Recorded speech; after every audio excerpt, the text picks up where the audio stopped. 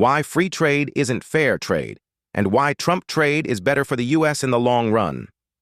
The future belongs to patriots, not globalists. President Donald J. Trump, 2019.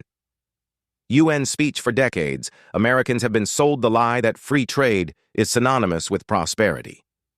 Globalist economists, multinational corporations, and career politicians across both parties have preached the gospel of free trade as if it were an unassailable economic truth. But the fruits of their so-called free trade are not hard to see. Shuttered factories, hollowed-out towns, record trade deficits, and a declining middle class. Free trade isn't fair trade. It never was. The globalist con game, high volumes, low wages. The problem with free trade, as practiced by globalists, is simple. It prioritizes high-volume, low-quality goods at the lowest possible labor cost, regardless of where that labor comes from or how it's treated. This model enriches the global elite while devastating the working classes of industrialized nations like the United States. As Alan Tonelson, author of The Race to the Bottom, Why a Global Worker Surplus and Uncontrolled Free Trade Are Sinking American Living Standards, rightly observes, free trade theory collapses when it meets the real world of predatory practices, export subsidies, currency manipulation, and state-controlled labor. Alan Tonelson, The Race to the Bottom, 2002. The American middle class was once the envy of the world, a powerful engine of consumer demand, innovation, and productivity. However, as trade deals like NAFTA, 1994, and the World Trade Organization, China's entry 2001, were signed, factories moved offshore, and millions of good-paying jobs went with them.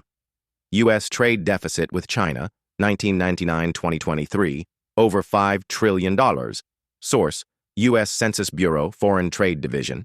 What replaced those jobs? Gig work, retail service positions, and unemployment. The real cost of free trade. The Economic Policy Institute estimated that between 2001 and 2018, 3.7 million U.S. jobs were lost to China alone due to the growing trade deficit, with nearly three-quarters of those losses concentrated in manufacturing. Source, Scott, Robert E., Growing China Trade Deficit. Cost 3.7 million American jobs, EPI 2020. This is not free trade. This is economic surrender. The elites profit by moving high volumes of cheap goods across borders while the American heartland is left in ruins. The globalists call it efficiency. But for the steel worker in Pittsburgh, the auto worker in Detroit, or the textile worker in North Carolina, it's betrayal. As Pat Buchanan put it plainly, the idea that free trade benefits everyone is a fantasy. Trade that kills industries, destroys jobs, and hollows out towns is not free trade. It's a sellout. Pat Buchanan, The Great Betrayal, 1998. Trump trade. Restoring national sovereignty and dignity. President Trump didn't come armed with globalist slogans when he entered the Oval Office. He came with a simple but profound idea. America first. That meant ending the era of one-sided trade deals, confronting China's economic warfare, renegotiating NAFTA into the USMCA, applying tariffs where necessary to protect American industries.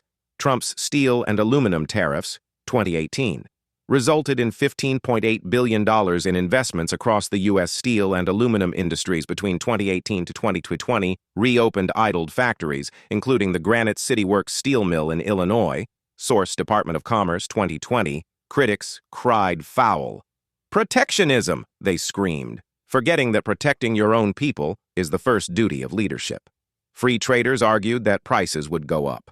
But what good is cheap junk from China if Americans don't have jobs to pay for it? What is fair trade?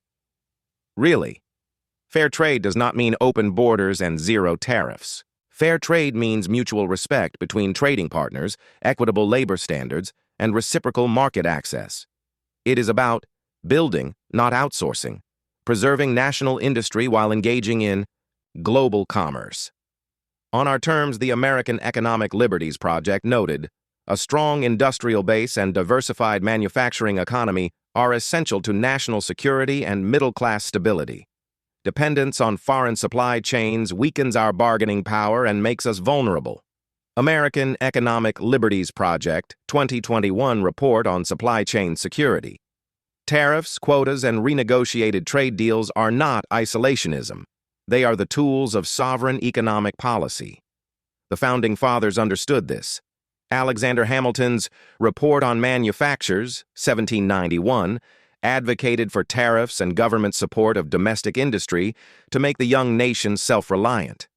Hamilton wrote, "The wealth, independence, and security of a country appear to be materially connected with the prosperity of manufactures." Alexander Hamilton, Report on Manufactures, 1791.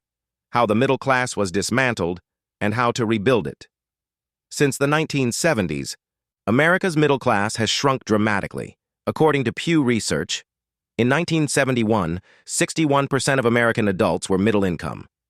By 2021, that number had fallen to 50%. Source, Pew Research Center, The American Middle Class, 2022.